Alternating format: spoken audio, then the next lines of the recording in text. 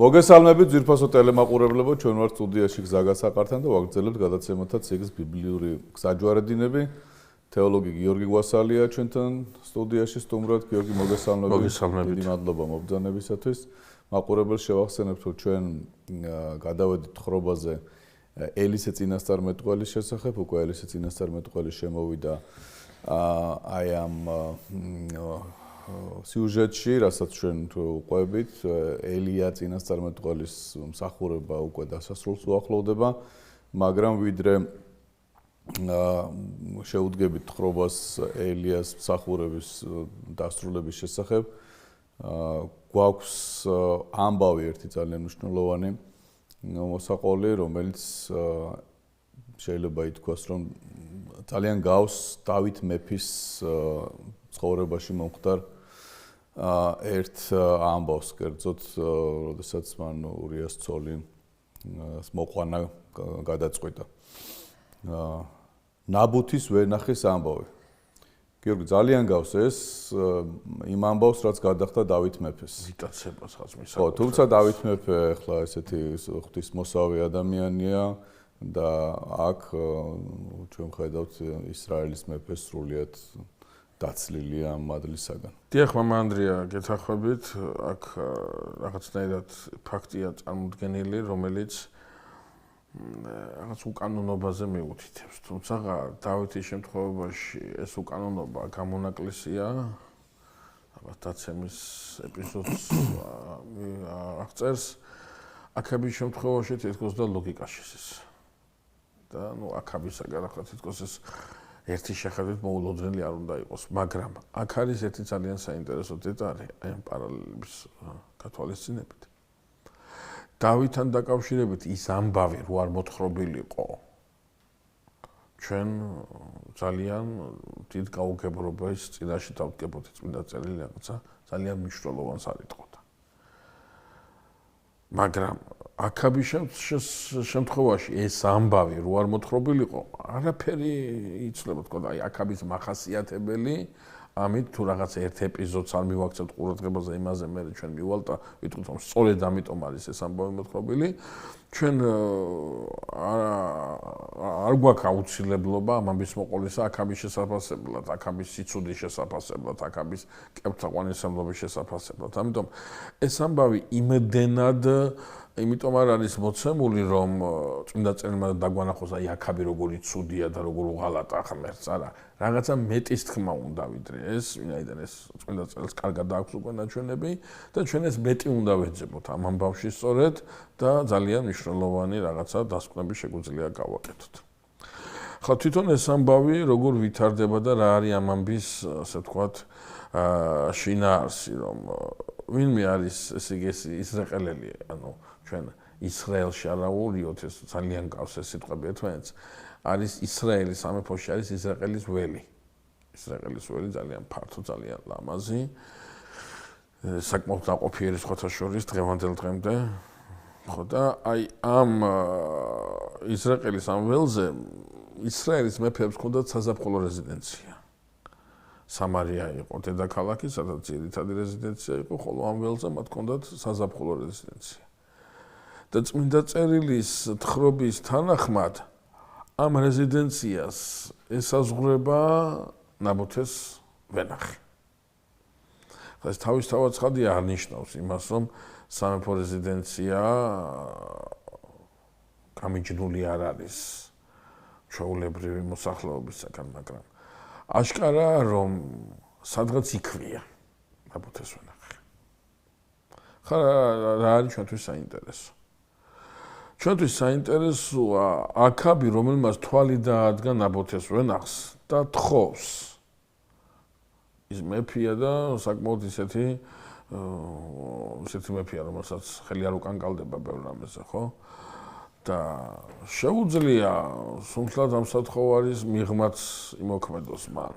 წართვას, მაგრამ ჩანს ნაბუთე საკმაოდ ავტორიტეტული ადამიანია, საკმაოდ ისეთი თგვაროვანია და აი ასე ღიად მის წინააღმდეგ გამოსვლა არ გამოვა. მაგრამ არა მარტო ეს, კიდევ ერთი დეტალია მან ძალიან საინტერესო, როდესაც ნაბუთე უარს ეტყვის აქაბი წართმევის რომ წართვას ეს ვენახი ასას არ გაივლებს. იმიტომ რომ ეს გვიჩვენებს რომ ნაბუთე არ არის ის ადამიანი რომელსაც შეიძლება რამე წაართვა თუნდაც მეფე. საკმაოდ ისეთი ავტორიტეტული პიროვნება ჩანს, საკმაოდ გავლენიანი ადამიანი ჩანს. ხო, საინტერესო რა არის? საინტერესო არის თვითონ აქაბის შეთავაზება და მოტივი ნაბუთეს უარისა. ახლა მეფეს რომ უარს ეუბნები რაღაცაზე, რაღაც უფრო მეტად ღირებული უნდა გქონდეს, რაღაცა უფრო მეტი უნდა იყოს შენთვის, ვიდრე მეფისაგან პატივისცემის მიღება. ესეც ნაბუთეს ახასიათებს. რომ როდესაც მეფე ეტყვის ნაბუთეს რომ შენი ვენახი დამითმე და ვერცხლს მოგცემ, ანუ უკეთეს იმას მოგცემ, ხო? ანუ უკეთეს ვენახს მოგცემ, ანუ ვერცხლს. ხო, ანუ აი ეს ტერიტორია, ეს სივრცე დამითმე. ანუ აქ ბოსტნად მექნებაო ეს, ანუ აქ ვენახზე არ არის საუბარი, ეს სივრცე უნდა აქავს. და მისი დამოკიდებულება გასაგებია, ხო? მეფეა და ფიქრობს რომ თუ უნდა ეს ტერიტორია უნდა მიიღოს ეს ტერიტორია. აი, ნაბუთეს უარი ძალიან საინტერესო ჭხერს. ეს არ არის უარი მეფესთან. ეს არის გაუგებრობა, როგორ შეიძლება მან მამაპაპისეულის სივრცე დათმოს. ისაც ღმერთმა მისცა. ისაც ღმერთმა მისცა. და აი ჩვენ უკვე აი ესაც ვილაპარაკეთ, აი ამ მომენტით, ამ ეპიზოდით სულაც ეს რეკონსტრუირება უნდა მოვახერხოთ და უნდა ვთქვათ, რომ ნაბუთე ეს არის პიროვნება, საკმაოდ ავტორიტეტული, საკმაოდ გავლენიანი და იმავდროულად ნაბუთესათვის ის რაც მოსემ დაწერა ჯულში არამს თუ უცხო არ არის, არამედ ამით ცხოვრობს ეს კაცი. რომ მიწის დათმობა, მიწის გადაცემა, მიწის უპატრონო დაგდება. ეს აბსოლუტურად გამორიცხულია ნაბუთეს მენტალური წყობისათვის. აბსოლუტურად გაუგებარია ეს. და ნახეთ მე აქცენტ ყურადღება მომანდრია, თუნდაც ეს იყოს მეფის ბრძანება თუ თხოვნა. რადგან ნაბუთესათვის არის რაღაცა ღირებულებები, რომელიც მეფეზე მაღლადგას. ეს ძალიან მნიშვნელოვანი მომენტი ახლა. ჩვენთვის რატომ არის ეს მნიშვნელოვანი, ამას უნდა მოგვიანებით კიდევ ერთხელ ვიტყვით, მაგრამ ამ შემთხვევაში მინდა აი ჩვენ მაყურებელს ამ სცენის რეკონსტრუირების საშუალება მივცეთ. რომ აი ზოგადად მე ვთხოვ ხოლმე ჩემს სტუდენტებს და ყველას მინდა ეს უთხრა, ნუ გადაიკითხავენ ბიბლიას. ჩქარა ნუ წაიკითხავენ მას. ბიბლიას უნდა ნელა კითხვა და ბიბლიას რო კითხულობ, უნდა ეცადო იმოგზაურო ტექსტთან ერთად. ეს არ არის რაღაცა პარალელები ნახო. ძალიან ბევრი რამე. ამიტომ არის რომ აი ბიბლიას რამდენჯერაც წაიკითხავ. ისე კითხულობ, თითქოს პირველად კითხულობდე. აი როგორ ვერ დაინახე ეს წინა წაკითხვაზე. ყოველ წაკითხვაზე რაღაც ახალი მოდის, ყოველ წაკითხვაზე ახალი ჰორიზონტი იშლება, რაღაც საოცარი არის და ამიტომ ვცდილობთ ხოლმე ჩვენც მამანდრია რაღაცა დეტალებზე შევჩერდეთ თითქოს. ანუ გამორჩეული კაცია ახლა ეს ნაბუთე, არა მარტო გვარიშვილობით, არამედ შინაგანებ წამსით და მაინც და მაინც ამ ადამიანს გადაეყარა ეს უღმერთო მეფე. აი ამ კერპსახურ მეფეს ახლა უნდა შეეწიროს ერთ-ერთი გამორჩეული ადამიანი. აი ეს უნდა ვთქვათ, რომ აი ამ შემთხვევაში, ეს არის ბიბლიის ერთ-ერთი სათქმელი, ეს არის მამანდრია, სწორედ რომ ამ შემთხვევაში ერთმანეთს ხვდება სიკეთე და ბოროტება. თავთავიანთი წარმომადგენლების სახით. ეს დაპირისპირება, რომელიც დაპირისპირებაც აი ახლა იწყება, ეს დაპირისპირება თავისთავში გულისხმობს იმ რეალობას, რომელ რეალობასაც ტანჯული იობი ჩახედავს თვალებში და დაიწყებს ზებნას, მინდა დააშავა. დანაშაულის ზებნას დაიწყებს იმ დროს, როდესაც ბოროტებასთან ბრძოლის დროს დამნაშავეს არ ეძებ. ამ ბრძოლის მიზეზებს არ ყვევ. და აღმოჩნდება, რომ ამ ბრძოლის მიღმა შენ გაქვს ძალიან დიდი პასუხისმგებლობა. რომელ მხარეს დადგები? შეიძლება ბოროტებას ებრძოლა, მაგრამ ბოროტების მხარეს აღმოჩნდე. ეს არის ყველაზე დიდი, ყველაზე მნიშვნელოვანი საფიქრალი, როდესაც ადამიანი სათნოებების მოპოვებისათვის იბრძვის. რომ ბოროტების წინააღმდეგ ბრძოლა საკმაოდ ისეთი გონივრული უნდა იყოს, ამიტომ ადამიანს არ შეუძლია ამის გაკეთება. ღმერთი იბრძვის მის წილ. ის უნდა იყოს ღმერთთან. თორე ადამიანი ამ ბოროტების, ამ ბრძოლას აუცილებლად წააგებს და ჩვენი ისტორია ეს არის სწორედ. ღმერთი იმარჯვებს ხოლმე. აი ეს დაპირისპირება თავის თავში გულისხმობს აი ამ დეტალს, სწორედ რომ ის ბოროტება, რომელი ბოროტებაც ისრაელში, რა ვიცი, ძალიან დიდი ხარისხით არის წარმოდგენილი, თუნდაც ყოფით დონეზე ვერ ეგუება სიკეთეს, რომელიც ისრაელში რაღაც აი კუნძულების სახით არის მიმოფანტული. მოდი კიდევ ერთი რაღაცას მივაქციოთ ყურადღებას, ძალიან მნიშვნელოვანია. ჩვენ თავის დროზე ჯერ კიდევ იერობოამის შესახებ როცა საუბრობდით, თქვით რომ ისრაელში ერთგვარი დისიდენტური მოძრაობის სახით ჩამოყალიბდა წინასწარმეტყველთა გუნდის მოძრაობა, რომელთან დაპირისპირება სრულიად გასაგებია. ახლა ცოტა ისე უხერხულად გამომივიდა, მაგრამ გასაგებია რას ნიშნავს? ლოგიკას ექვემდებარება, ის ეწინააღმდეგება და წინააღმდეგობის შედეგად ეს ბრძოლაა. ვიგებთ ამას. თუმცა ახლა ვნახავთ რომ ეზებიელი ხო, ახლა მეორე დეტალია, ხო? იყენებს ამას. თურმე, ხო, ანუ ახლა ვენახის დეტალი რო არ შემოსულიყო, აქაბი და ნაბოთი ერთმანეთს არ უპირისპირდებიან. აქ რაღაცის გამოიწყება ეს დაპირისპირება და არა იმიტომ რომ სიტყვაზე ნაბოთე წინასწარმეტყველთა დასის წევრია ან და სამეფო პოლიტიკას ეწინააღმდეგება, არა, ის კანონმორჩილი მოქალაქეა. და აი აქ ისმის ყველაზე საინტერესო კითხვა. სად გადის ის ზღვარი, რომლის მიღმაც შენ თუნდაც ის უდიდესი რელიგიური აქტი, როგორიც არის კანონმორჩილება, შენთვის უკვე მიუღებელი ხდება. ნაბოთე მთლიანად ემორჩილება აქაბის პოლიტიკას, საგარეო, საშინაოს. მაგრამ როგორც კი აქაბის პოლიტიკა შედის ღვთისმსახურების სივრცეში, ნაბოთეს შემთხვევაში. ხო, ნაბოთე ამას რელიგიის თვალსაზრისით თავისთავად ხადია, ასია, ეს ასია. ღვთის დაჯუქარია ეს ვენახი, მამა პაპისეული. ჯულით იგრძალება, მამა. ჯულით იგრძალება ამის დათმობა, ხო. და შესაბამისად აქაბის მორჩილი ნაბოთე ვეღარ არის მისი მორჩილი იმდენად, რამდენადაც აქაბის პოლიტიკა, ამ შემთხვევაში მისი სურვილი შეეხო რაღაცა ისეც, რომელიც აქაბზე მაღლა დგას. გადაბიჯება რჯულს. გადაბიჯება. აი აქ უკვე სხვა რამე იწყებს. ამ შემთხვევაში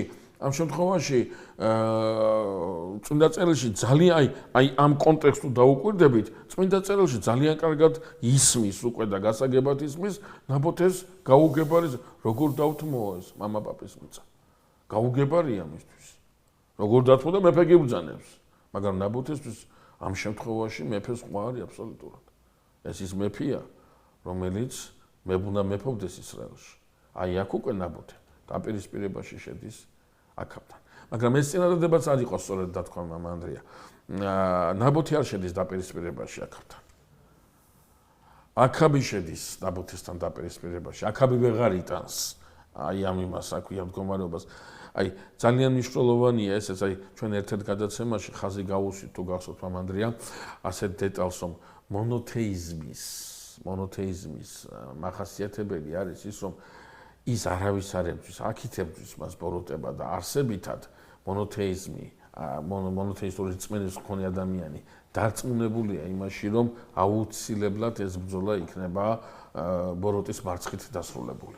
ეხლა გიორგი, კარგი ადგილია რომ შევადაროთ ერთმანეთს დავითი და აქაბი დასაწყისში, ამ ამბის მოყოლის დასაწყისში დავითი ვახსენა და დავითმა ამეფა ღმერთი და აქაბი ყველა მის გამოვლინებას ებრძვის. ნუ წინააღმდეგობაში მოდის დავის საფხედველად. ასეც უნდა იყოს. აი ესეთი რადიკალური ცვლილება ისრაელში მეფეებს შორის დავითიდან აქაბამდე არის მომხდარი და ეს არის ესეთი ცხადი ხაზი, როგორ უკუმა დაატრიალდა, ხო, უკუმა დაატრიალდა ეს გზა, რომელიც გაიარა ეგვიპტიდან ისრაელამდე ამ ხალხმა და ეხლა სრულიად უკუღმა არის ეს ყველაფერი წარმოდგენილი, უკან დაიხია, კერპსახურებაში ჩავარდა იმდენად რომ შეიძლება ითქვას ფარაონი როგორც ებრძოდა გამოვლინებას, ღმერთის გამოვლინებას ებრაელებში, ისე დგას ახლა აქაბი, ისრაელის მეფე და სრულიად არაფრად მიიჩნევს საფრთხოგანგებულებას და სჯულს. და მთელი მსივთე და მკვლელობაზე მიდის. ამბებს ვასწრებ წინ, მაგრამ აი ამ ნაბუთეს მკვლელობაზე მიდის იმის გამო, რომ ეს ვენახი და იმკვიდროს. ეს ვენახი და იმკვიდროს. და შევადაროთ აბრაამი და ლოთის ამბავს. აბრაამი აძლევს ლოტს საშუალებას აირჩიე მარჯვენა მხარე ან მარცხენა მხარე და რომელიც დარჩება, იმას ავირჩევ მე და აბრაამი რამხელა რომ თავისი ლოთიანა და მისი არჩეული მიწიანად იცის რომ ღმერთმა მას მიცა ეს სულ ყველაფერი და სულ ერთია საით დარჩება. და აქ ეს ვენახის გამო ადამიანს რომელიც ჯულს ახსენებს და ჯულის გამო ვერთმობს ამ თავის კარმიდამოს მკვლელობას უგეგმავს. ნახეთ თქვენ რა ის გააკეთეთ აი სწორედ ეს მონოთეიზმის, მონოთეისტური რწმენის ყველაზე დიდი საიდუმლო ეს არის რომ შენ იცი რომ აუცილებლად ღმერთთან ხარ, იმასთან ხარ რომელიც ჭეშმარიტად არსებობს. ეს დანარჩენი რაღაცა სულ რაღაცა ილუზიებია, მოვლენებია, რაღაცა ისეთი მდგომარეობებია, რომლებსაც თავი გამოყოს და აუცილებლად მარცხისაკენ წავლენ. ვერანაირად მათთან სარგებელი ვერ იქნება. შეიძლება ამ წუთებში ჩანდეს სარგებელი, მაგრამ სინამდვილეში შენი წმენა სარგებელს გაჩვენებს სულ სხვასთან ურთიერთობისას. ეს ძალიან მნიშვნელოვანი მომენტია, იმიტომ რომ ჩვენ რომლებიც ვაღიარებთ ყოვლადწმინდა სამებას და ვადიდებთ მას და უკუნისამდე დიდებული იყოს ის, სწორედ სამების მადიდებს სამების დოგმას თუ დავაკვირდებით, ახლა სხვაგან არ მინდა საუბარი წავიღოთ, სამების დოგმა ყველაზე დიდი მადასტურებელია მონოთეიზმის უპირობობისა. სამების დოგმა ხას და სხვაგან წაგვივა საუბარი, ეს არ გვინდა ახლა ამ ეტაპზე, მაგრამ ისი თქმა მინდა მე ამით რომ რელიგიური აზროვნება თუ მართლა გაგშენ ასეთი მონოთეისტური, მაშინ შენ აზროვნების ფორმაში უნდა აისახოს ის. 1000 ენაზე რო იცოდე ნიკეა კონსტანტინოპოლის მწამსი თუ ამ მწამსით და აქ ჩადებული რელიგიური ორიენტირებით შენი აზროვნება არ არის მომართული შენ არანაირად არ აგაქვს სარგებელს არ გაძლევს არანაირად სარსულიერი სარგებელი არანაირად არ აგაქვს. ახლა რომ დაუბრუნდეთ ამ იმას, აი ამ სივრცეს, რომელზეც საუბრობდით, კიდევ ერთი საინტერესო დეტალი უნდა აღვნიშნოთ. აღმოჩნდა მამ ანდრია რომ 7000 კაცი, რომელსაც მუხლი არ მოუდრეკია ბაალის წინაშე და არ უამბორებია მისთვის, ეს 7000 კაცი სადღაც სოფელში და იმაში ღუმეში მიმალული კი არ არის მარტო. არა, შეიძლება ნაბუთესნაირი გამოჩენილი და ცნობილი ადამიანიც იყოს. ჩვენ ცოტა მოგვიანებით ელისესთან დაკავშირებით ვნახავთ ძალიან საინტერესო მომენტს ნეემარასულთან დაკავშირებით, რომელიც თხოვს ელისეს რომ წავიღებო აქედან მომიწასიდო რომ ჩემი ბატონიო, როდესაც კერპის თაყვანისმცემელს მოინდომსო, ჩემ ხელს აკნობო და მეც მომიწევსო მუხლის მოდრეკაო. ელისე იქ არ იგიჟებს თავს. ვიცის რომ მოუწევს. ნახეთ თაყვანისმცემა სად გადის. ნახეთ რას ნიშნავს რომ ბაალისათვის მუხლი არ მოუდრეკია. აქ არის საუბარი სულიერ არჩევანს. შინაგან განწყობაზე ხო? აქ არის საუბარი რომ შესაძლებელია მე მუხლი არ მოუყარო ბაალს, მაგრამ მთელი ჩემი აზროვნება ბაალის მსახურებისაკენ იყოს გადადგმული. შესაძლებელია მე მუხლი არ მოუყარო კერპს, მაგრამ უამისოდაც მე კერპთაყვანისმცემელი ვიყო. ან პირიქით. ამ პირიქით თავის დავაწყდეთ დღე და ღამე რაღაცა სხვებს წირავდე ღმერთს და არაფერი საერთო არ მქონდეს მასთან. აბსოლუტურად შინაგან გაწყობაზე აქვს საუბარი, მაცხოვარსაც ამიტომ მოაქვს ელისე, მარტო ამიტომ არა, მაგრამ ერთ-ერთი დეტალი ეს არის ელისე, მაბადეთ ნეემანასულს, ამიტომ ახსენებს იმას აქვე ამ მსმენელებს, ხო? შინაგან გაწყობაზე აქვს საუბარი. აქ ისრაელიანი ქვია და კერპთაყვანისმცემელი ხარ და ის სირიიდან ჩამოსული კერპთაყვანისმცემელია და ელისესგან ღვთისწყალობის ამხელა იმის ღირსი გახდა. ანუ კიდე ეს დეტალიც იკოთება ამის თქმაც მინდოდა და ბოლოს აი ამ ეს კონფლიქტი რას გვთავაზობს კიდე რომ გვთავაზობს იმას რომ მოსეს რჯული შესაძლებელი ანუ ის რაღაცა რამაც იდენტობა უნდა შეუნახოს ამ ხალხს შესაძლებელია სამეფო კარზე არა მარტო დავიწყებული არამედ დევნულიც იყოს მაგრამ ის ინახება სხვა საგანძურში და ჩვენ კარგად უნდა ვიცოდეთ რომ ეს ძალიან პრინციპული მომენტია სახელმწიფო ვერ და არ იცავს იმას, რაც უნდა დაიცვას და აქვს ამით დაცვის შესაძლებლობა საზოგადოებას. საზოგადოება ვალდებულია მას თუ უნდა ყოფობა, იდენტური ყოფობა ინარჩუნოს, საზოგადოება ინარჩუნებს ამას. რაც არ უნდა აკეთოს სახელმწიფომ, მაინც საზოგადოება ინარჩუნებს იდენტობის ამ მატარებელს. და პირიქითაც შეიძლება მოხდეს, ხო? არ არის, ანუ ვთქვათ, აუცილებლობა არ დევს. ძალიან კარგია, როდესაც სახელმწიფო ამას იმარშვება, ვთქვათ, დავითის შემთხვევაში, სოლომონის პირველი ნაწილის შემთხვევაში, იოსაფატის შემთხვევაში, ასა მეფეს, ეზეკიას შემთხვევაში, მთელი რიგი შემთხვევები. ძალიან კარგია, მაგრამ არ უნდა გავხადოთ ჩვენ ვალდებული ჩვენ წინ. ჩვენ უნდა ვაკეთოთ ეს საზოგადოებრივმა აზრმა უნდა გამოკვეთოს განწყობა, რომ ის იდენტობის ამნიშნებს არ დაკარგავს. და ძალიან მნიშვნელოვანია. ახლა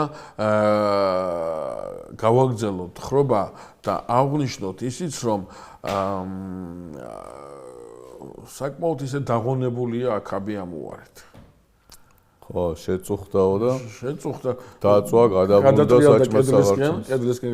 ხო, ეს მომენტი ეს წმინდა წერილში ძალიან საინტერესოა, რომ საჭმლის ჭამის მადა ადამიანს ეკარგება რაღაცა თითი ტრაგედია რო დააყო. ხო, სტრესია, ხო, რაღაცა სტრესში ჩავარდება, ხო? შეიძლება დიდხანს არ ქონდეს დაჭამა ესე. ალბათ არ ელოდებოდა რომ უარს მიიღებდა. ეხლა მაგისტრის ჯული თუ არაფერს არ ენიშნავს, გაუგებარია უკეთეს ვენახს აძლევს და აი გაუგებარი ეგ უნდა თქვა, ეგ არის თავარი, აქო გაუგებარი. უკეთეს იყიდის, ან თვითონ სთავაზობს უკეთეს. და ის ფეხს არ ეცვლის, გაუგებარია მისთვის ნამდვილად. და აი ეს არის ძალიან მნიშვნელოვანი ფრაზა, მამანდრი, აი ეს მინდოდა მე თქვა სწორედ და რა შესანიშნავად თქვი თავად. ბოროტებისათვის გაუგებარია სიკეთი ასეთი რატო? არ ესმის. ხო. დაცემული ძალისათვის გაუგებარია იესო ნაზარეველი. აი ასეთ რაღაცებს აკეთებს და ასე რატო? ბოროტი ადამიანისთვის გაუგებარია კეთილი ადამიანი. რაღაცებს რატო არ აკეთებს, რომელსაც ბოროტი სულ თავისუფლად ჩაიდენს. გაუგებარია. და ამ გაუგებრობის ყველაზე დიდი გამოხატულება არის გოლგოთა მამა. გაუგებარია იმისთვის, ამიტომაც მივარდება, ყურადღება მიაქციეთ ქრისტე არ მიდის, თვითონ ბოროტება სიკვდილი მიდის მასთან, მიუშვებს. ეს არის კიდე მონოთეიზმის მახასიათებელი, იქით არ ებრძვის. იქით რო ებრძოდეს, მაშინ მონოთეიზმმა რაღაც სხვა საწყისიც უნდა აღიაროს და მონოთეიზმი იკარგება. საწყისი ერთია, ის საწყისი არ არის, ის რაღაცა სხვა რამეა.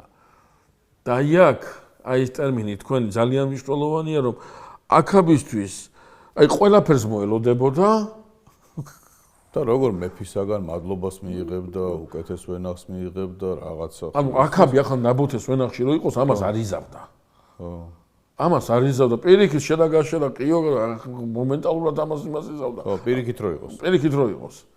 ეს ვერ გაიგო ნაბუ, რა ქვია, აქაბმა. სამაგიეროდ გაიგო იეზებიელმა. ეს იეზებიელი საშინელი ქალია. რომელიც მოკლედ მე რამდენი შემთხვევა არის, რომ რაღაცა აი ასეთ მას რა ქვია, უღმერთობას ჩადეს. ჩვენ დავითთან პარალელს ვსავავლებთ. გავიხსენოთ, დავით ამას ვერ უბედავს. ისე აქაბი მაგაზე უკეთესი არაფერთ არ იქნებოდა, რაც არის ასეთი ცოლი რო ყავს. ხო და სავარაუდოდ რა არის, აქაბი არის იეზებიელის ერთი კონკრეტული გამოვლინება, გარკვეული ბაშტორი, აი დიდი თავარი ბოროტება ის არის. თავარი ბოროტება იქ არის. სხვათა შორის მე იუდა სამეფოში ჩვენ გადავალთ მე თხრობაზე, ხო? იუდა სამეფოშიც აი ის ან დაიყო გოთოლია, ან ქალიშვილია მათი, ორიდან ერთი, ან იეზებიელის და არის. აი ისიც ასეთი ძალიან ბოროტი. აი როგორ არის მოიცით, აი ჩვენ ხო საღვთო ისტორიას მივყვებით მესიანური ხაზს ეს გვაინტერესებს და ბოროტის ის რა არის ახლა მთელი ისრაელში რაც ხდება ეს ამბები რატო ხდება? ხდება იმიტომ რომ ეს წიაღი საშიშია დაცემული ძალისათვის და ეს წიაღი უნდა გაანადგუროს. ხო მაცხოვარი ეუბნება სამართალ დედაკაცს ცხოვრება იუდეველთაგან არის. ეს წიაღი საშიშია დაცემული ძალისათვის. დაცემული ძალისათვის ეს ის წიაღია რომელიც უნდა განადგურდეს. ხო და იეზებიელი ეს არის ჭურჭელი. აი ამ გეგმისა, ამ განადგურებისა და აქაბი მისი ბოლომდე მორჩილი მსახური, ну რა ვიცი, აი რო ინატრებდა ადამიანი ის. ხო, აბა როგორ დაულაგა ეს მკვლელობა და პირდაპირ. ხო და იეზებიელი შეიძლება რა ჭირსო მე? დამზადებული მიერთო. ხო და რა ჭირსო და მე ფემუთხარ რა ჭირს იმას. დაბუთემ უარი უთხრა. და საოცრად ეკითხება წმინდა წერილში იეზებიელი. ახლა კი აჩვენე რომ მეფე ხარ ისრაელისა. ნუ რა დღეში ხარ როგორ იქცევი? მეფის აქციელი ახლა რომ გაიბუტი აქა და იგი რა ქვია კედლისკენ რომ გადასაჭრელს არაჭამ. მე მოგცემო მაგის, მე განჩვენე მეფობა რას ნიშნავს. მე მოგცე მაგის ვერ ნახსო წარმოიდგინე რასე უნდა. ხო, ანუ არ არის ეზებიოს აბსოლუტურად სხვა საზომები აქვს. დაჭდება პრობლემას არ წარმოადგენს, არანაირ პრობლემას. ხო და მისი მორალური აი წარმართობა, ხო? აი როდესაც ადამიანს შეუძლია ასეთი რაღაცის გაკეთება, რასაც ეზებელი გაკეთებს.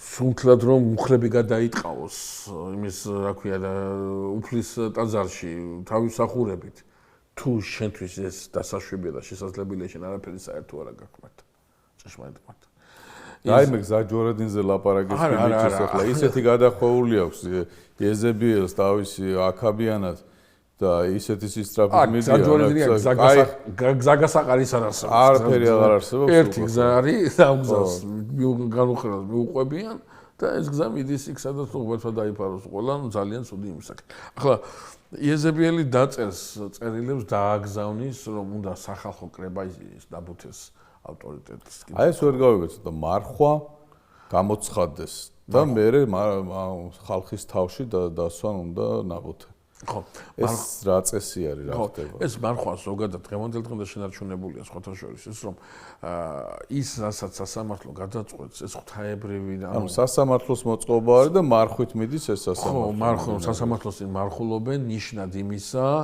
რომ ღმერთი მოხედავს და საფრთხო გადაწყვეტს ანუ ეს მარხვაც არის ის თეატრალიზირებული რაღაცა რომელმაც მე უნდა გაამართლოს ის ასაც გეგმავს ეზებიელი ეს მარხვა აუცილებელი კი არა მარხვა არის აუცილებელი იმ ორი ნაძირალას გასამართლებლად რომ ისინი მართლები არიან ეს მარხვა ამას ჭირდება ამისათვის არის საჭირო მაყურებელი არ დავაბნიოთ ეს ორი ნაძირალა არის ცრუ მოწმეები რომლებაც ნაბუთეს უნდა ცილი დასწავლონ ხო აი ახლა მაგაზე ვსაუბრობთ სწორედ დაწერს წერილებს დააგზავნეს მთელ ისრაელში რომ უნდა შეიკრიბონ გამოაცხადონ მარხვა სასამართლო მოიწვიონ თავში დასვან ნაბუთე თავში დასვან ნიშნავს იმას რომ აი ეს სასამართლო მას გამოკითხოს იმას იზავს და მოძებნონ ორი ნაძირალა რომლებიც ცილს დასწამებენ რომლებიც ცილს დასწამებენ ნაბუთეს რომ აგინებდა მეფესა და ღმერთს ახლა სუპირიკით შეუტრიალეს. ხო, ახლა როგორ არის? ესე თუ ცილის წამება ეგეთი უნდა იყოს, რომ აი აბსოლუტურად საპირისპირო ითქვას და ესეთი მძაფრი, რომ ტყუილიაო ვერავინ ვერ იფიქრო. ესეთ რამეს როგორ მოიტყუებოდნენ? ხო, დააკვირდეს, ხო, ანუ ეგ მინდოდა მე თქვა ახლა სწორედ რომ ნუ შეიძლება კაც დააბრალო, რაღაც მოიპარა, მიითვისა იცრუა, მაგრამ ნუ აი ახლა სასიკვდილო რაღაცას აბრალე ხო? აი ბედავა ამას გაკეთებას და დამარხულები რელიგიური აქტი გაჩართული ამ ყველაფერში.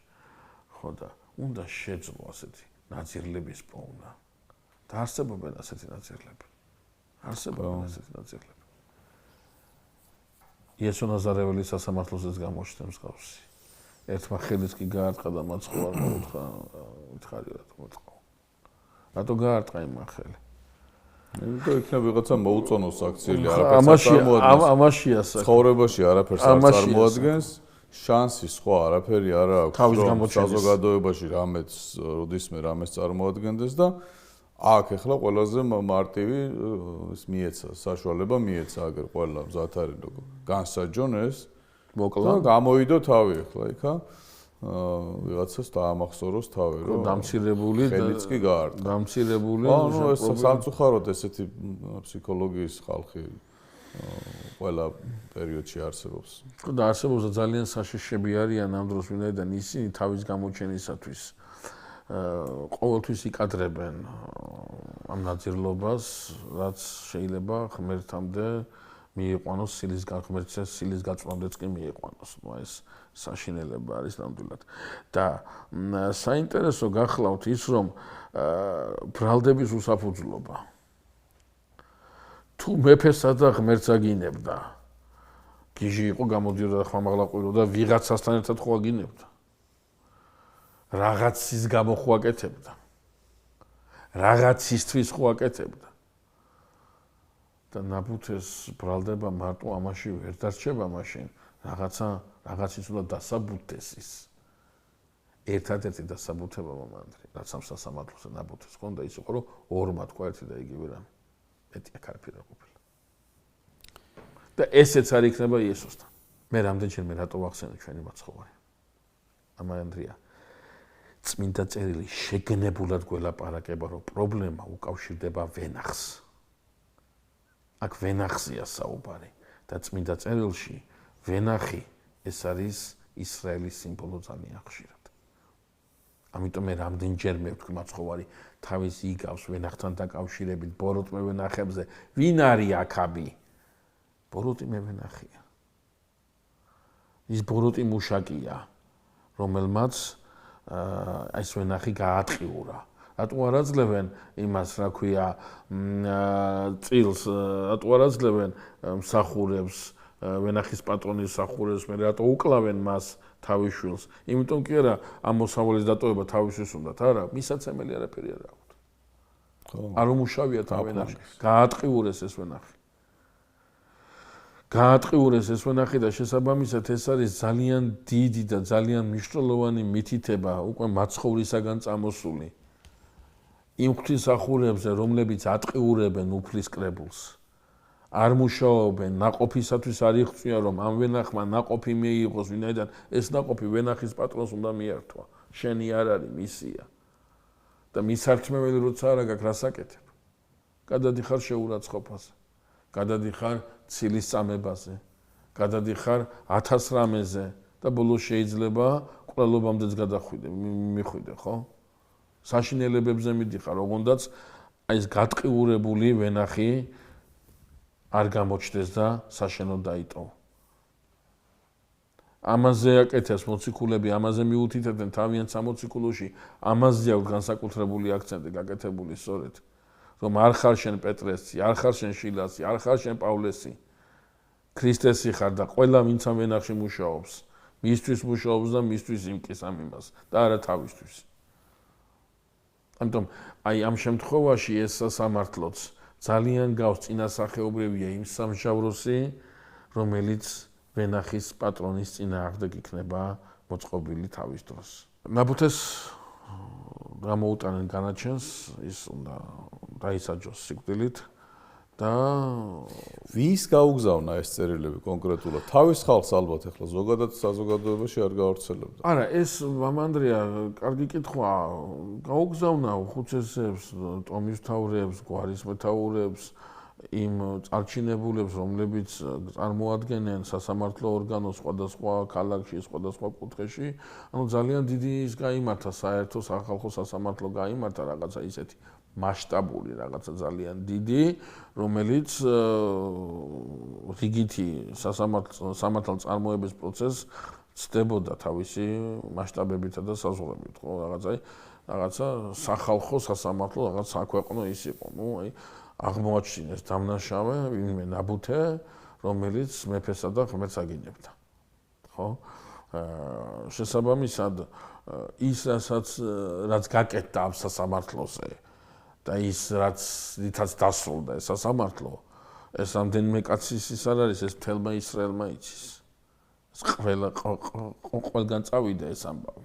მათ შორის ეს ამბავი წაიღეს უსამართლო მოსამართლეებმაც, რომლებმაც განაჩენი გამოუტანეს. ახლა ჩვენ ვიცით იუდაური სასამართლო როგორი იყო და იქ ასე ერთ პიროვნულად განაჩენი არ დგინდებოდა, იქ რაღაცა უნდა ყოფილიყო. ხო, ეს უნდა ფორმალურად ეს უნდა ჩატარებულიყო. ხო, ეს უნდა ჩატარებულიყო, აი როგორც მაცხოვართან დაკავშირებით. ესე როგორ მარტივად თავდება ეს სასამართლო. გაიყვანეს და ჩაქოლეს. გაიყვანეს და ჩაქოლეს, ხო.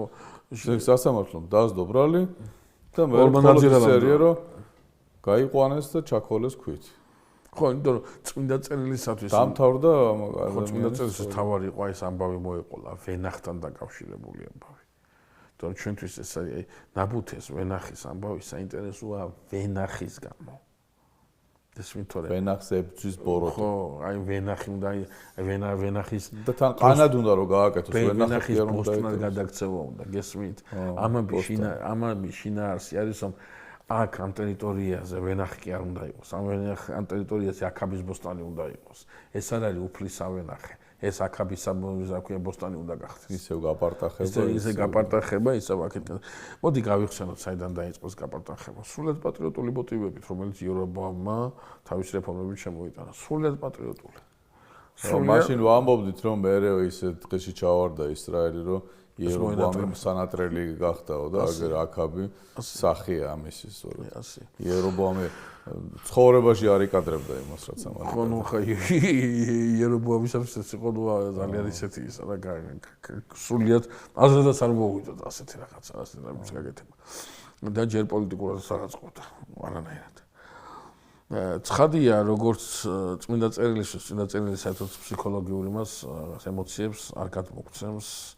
შესაძლებელია ჩვენ თვითონ დამოუკიდებლად წარმოვიდგინოთ ის ყიჟინა და ის აურზაური, რაც ბრბოსგან მოდის ხოლმე და თქვათ რაც ხდებოდა, როდესაც ხრიალებდა მასა მაცხოვართან დაკავშირებით, ჯვარსაც უნდა მოკლა, უნდა ჯვარსაცვა. სხვათა შორის იქ მე ჩვენ ვისაუბრებთ ამაზე, რომ იქ ხალხი არ ყვიროდა ჯვარსაც, იქ იყო რაღაცა მასა შეკრებილი, თავიანთი მასა, რომელიც აყვირეს. თორე ხალხი იესოს სრემლით მიაცილებდა. ნუ ტირითო. და იმ სრემლს არ ეშინოდა არავის. იქ არის რაღაცა მასა თან პეტროლიუმში ახლა მთელი იერუსალიმი ვერ დაიტევოდა. შეუშვეს ის, ვინც უნდა შესულიყო. კი ბატონო. ღმერთი ეცხადება ელიას. ნახევრა გააკეთა აქაბა. ნაბუთეს ვენახს დაეპატრონა. სინამდვილეში ნაბუთეს ვენახს დაეპატრონა. უფლის ვენახს ეკატრონა. ჩემ ვენახს დაეპატრონებო. ამაზე ეხსაუბრებ მათ. ახლა წადიო და უთხარიო აქებს. ეს რა ჩაიდინო. ეს რა გააკეთა.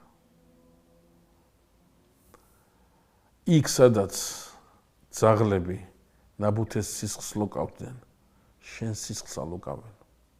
ისე გავხვეტავ შენ სახლს, როგორც იერობოამის სახლი გავხვეტე. არავინ დარჩებაო შენ სახლში ის, ვინც კედელთან მშარდავია, ნუ ვინც მამროვანი იმის არის.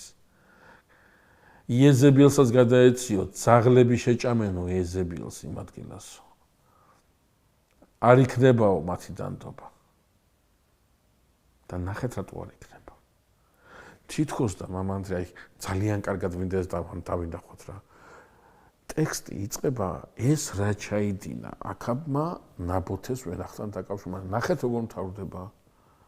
რადგან არავის გაუყიდია თავი ისე უფლის წინაშე, როგორც ეს აქაბმა გააკეთა, რომელმაც აცდუნა ისრაელი და კერპების გზისკენ დააყენა. კერპების გზაზე დააყენა. ხო, ეს საშინელი სიტყვებია. არავისო, არავის არ უყურებს. ანუ ვენახის, აი ეს მინდოდა მე თქვა მამანდრია, რომ აქ ვენახზე კი არ არის საუბარი, არა, ამაზეა საუბარი, მაგრამ ბიბლია რაღაც მეძღვეუბნება.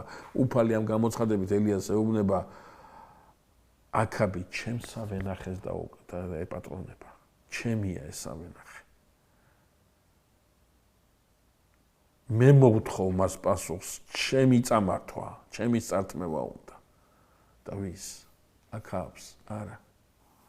აქაბს არა, ვინც აქაბს ამოძრავებს, ვინც აქაბს შთააგონებს. იმას უნდა ვენახის წართმევა და იქნება ეს შეხვედრა ვენახის პატრონსა და ვენახის მიმტაცებელს შორის. და არ დაუხმობს ამ ვენახს. ვენახის პატრონი დაიბრუნებს ამ ვენახს. თავისი იქნება და ეს გოლგოთაზე გაცხადდება. ეს ძალიან ღრმა ადგილია, წმინდა წერილი ძალიან დიდი შინაარსი იტევს ეს ადგილი და როდესაც ელია უსმენს უფალს, თაბორის მთაზე ელიამ ნახა აი ამ ვენახის პატრონი, რომელიც იერუსალიმში სწორედ ამ ვენახის დასაბრუნებლად მიდიოდა. აქაბი აუცილებლად დამარცხდება, მოდგმის გარეშე დარჩება. ისევე როგორც სულიერი მოდგმის გარეშე დარჩება ის, რომელიც იესო ნაზარეველის წინააღმდეგ აიმახლებს ხმას და გაილაშქრებს, ვინაიდან საბოლოოდ მეფობა მისია, საბოლოოდ დიდება მისია. ამას არ აქვს არანაირი სხვა რა ქვია, მოსალოდნელი შედეგი. ერთადერთი ეს იქნება. იეზებიელის ისა რა ქვია, მედიდური ტონი, როდესაც აქაბთან შევა. მედიდან შენიაო ახლა ეს ვენახე, მედი. და აქაბიც ჩავა და ვენახს დაეპატრონება. მისი ეს. ახლა ის პოსტად გადააქცევს მას. მთელი ტრაგედია აქ არის, როდესაც ელია წავა, მიუაქავს დაენახება და აქაბი დაინახავს. მომაგენიო შემოვტერო. ვერიტას. ეზის ხმა ძულს. როუცხა რატო ძულს ჩვენ აი შემდეგ გადაცემაში საინტერესო თემას შევეხებით, აქაბის ახასიათებელია ისიც. რატო ძულს რო შეეკითხო, მხოლოდ იმიტომ რომ ღმერთთან არის ის და აქაბის ხვაგანა. არ უნდა ეს ღმერთი და ახლა, არ უნდა. რამდენი რამე ნახა, რამდენი ის ნახა ელიასგან, არ უნდა. იეზებიელი უფრო ჭირდება, ვენახი უნდა, მენახს მისცემს ის და ნებისმიერ პრობლემას უგვარებს. და ელია გადასვლა გაუმწარა. ხო, ელია რა არის ახლა? ელია ამისთვის არის, აი ეს ოღონდ არ არსებობდეს და ყველაფერი დალაგებული იქნება. ეს არის საშინელება აქ ამისთვის. და ეს ბოროტება უნდა იცოდეს, რომ ელია და ელიასნაირი მსახურები ყოველთვის იქნებიან. ყოველთვის. ბოლოს ელია და ენოქის სახითაც იქნებიან. აუცილებლად იქნებიან. და ნახეთ რა არის საინტერესო წმინდა წერილში. ელია გადასცემს ამ სიტყვებს აქაბს. და აქაბი შეეშინდება და ჯვალოთი შეიმოსება და მარხულობდა. ღამეც ჯვალოთი იძინებდა, ჯვალო როგორ ისაა ეს მომიცით, აი აკლემის იმისგან ხო, უხეშია და იმაზე რა ქვია, შეშვალ იმაზე ისვენ და ძალიან ისეთი იყო და დისკომფორტი მონტანი იყო ძალიან და შეინანა აქაბმა. და უფალი ეცხადება ელიას და ეუბნება, ხედავ როგორ შეინანაო აქაბმა. მოიდრიკაო თავი. მოიდრიკაო ჩემ წინაშე. ამიტომ მის სიცოცხლეში არ გავაკეთებო ამას. მისი შვილის სიცოცხლეში გავაკეთებო ამას. რა არის ის სინანული, რომელიც სინანულის დაინახა ღმერთმა, მაგრამ ღმერთამდე არ მივიდა. რა სინანულია აქაბის სინანული? რა შეინანა ჯვალოთი რატო შეიმოსა ის? ხო, აი საინტერესო რა შეინანა. რა შეინანა აქაბმა?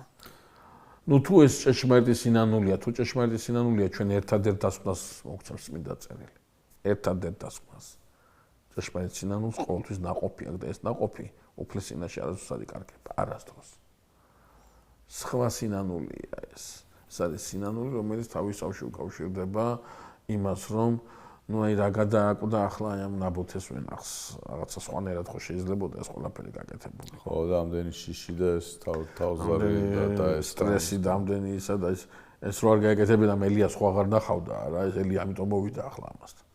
ანუ ეს არის რაღაცნაირად სინანული არა აქაბის გამომცვლელი. რაც მეტანოია, რაც ცვლილებას გულისხმობს, არა. ეს არის რაღაცა ისეთი, რომელიც ძალიან მოგვაგონებს იუდას სინანულს, რომელმაც ვერცხლი მიუყარა უკან, რომ იუდამაც ინანა, ხო? მაგრამ იუდამ ინანა სულ სხვა რამე. იუდამ ინანა, აი პეტრესაგან განსხვავებით, ხო? პეტრემ რა ინანა? პეტრემ ინანა ის, რომ ეს როგორ გაუკეთე მას. და იუდამ ინანა ეს როგორ მომივიდა მე. ხო, რა შეცდომა და ხო, ეს მე რა შეცდომა. პეტრეს აქცენტი, პეტრეს საზომი, პეტრეს აზროვნების სიმძიმის ძალა სულ სხვაგან არის და იუდასი ეგოშია მოქცეული. აი ამ ეგოში ჩაიმა საქმე. ეს ჯვალო, ეს ყველაფერი გულისხმობს. შესაძლებელია, მე ახლა ძალიან თამამი არ მინდა ვიყო, მაგრამ შესაძლებელია აქაბმა თავისი ამ აქტით გამოხატა ერთგვარი სამოქალაქო დამოკიდებულება იმ საქვეყნო ცნობილი პროცესისადმი, რომელიც ძალიან მძიმედ დასრულდა. შესაძლებელია აქ რაღაცნაირად აქაბი ყალბ იმასაც კი აჩვენებს, იმის რა ქვია, ნაბუთესთან დაკავშირებით, ყალბ სინანულსაც კი აჩვენებს. ყოველ შემთხვევაში ღმერთმა მის ცხოვრებაში, მისი ოჯახის განადგურებიდან ხელი არ დაუსტა მის შვილების ხო და რატომ ამანდრე აი ამ კითხავს უნდა გავცეთ პასუხი, იმიტომ რომ ამ სინანულმა აქაბს ვენახი არ დააბრუნებინა. ამ სინანულმა აქაბს უარი არ ათქმევინა ბოსტნის გაკეთებაზე ვენახის ტერიტორიაზე. არა. ის მანქანის გააკეთა. ანუ ეს არ არის ის სინანული, რომელიც შენ ამ გზიდან აი რა თქმა უნდა. საჯვარედის გაგიჩა, საერთოდ ცოტა ხეზე ვზარდეთ, რომ საჯვარედილებს ვეღარ ვხედავთ. ხო, არც არანაირი. ხო და აი აქამდანაც თითქოს დაკ უნდა რაღაცა უნდა გამოჩენილიყო, მაგრამ არა. არანაირი ის არა ქვია საჯვარედინი აქ არა ჩანს. გიორგი, ჩვენი გადაცემა დასასრულს უახლოვდება. თუ რაიმე გვაქვს ესეთი მნიშვნელოვანი. არაფერი დაბუთეს, ჩვენთვის მნიშვნელოვანი იყო.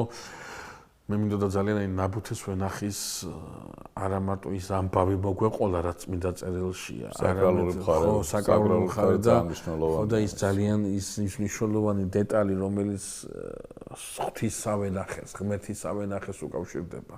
იქ მუშაკობას უკავშირდება, იქ მუშაობას უკავშირდება, იმიტომ რომ შესაძ ღმერთი თავის ვენახში მუშაკად დაგადგენს, ეს უდიდესი სიხარულია და უდიდესი პასუხისმგებლობაა. და ეს ძალიან ჩვენ დღეს ეს გვჭირდება ძალიან. ჩვენ უნდა ვიცოდეთ, რომ აქ მუშაკები ვართ და ნაყოფისთვის უნდა ვიზრუნოთ, თორე ძალიან მძიმედ დავასრულებთ. ან ვენახში ნუ ვართ, ან თუ ვართ, უნდა ვიმუშაოთ. დიდი მადლობა გიორგი ამ საუბრისთვის. მაყურებელს შევახსენებ, რომ შესაბამისი საკითხავი შესაძლებელი არის მესამე მეფეთა 21 თავში წაიკითხოთ. ამით გემშვიდობებით მოვალ შეხვედრამდე.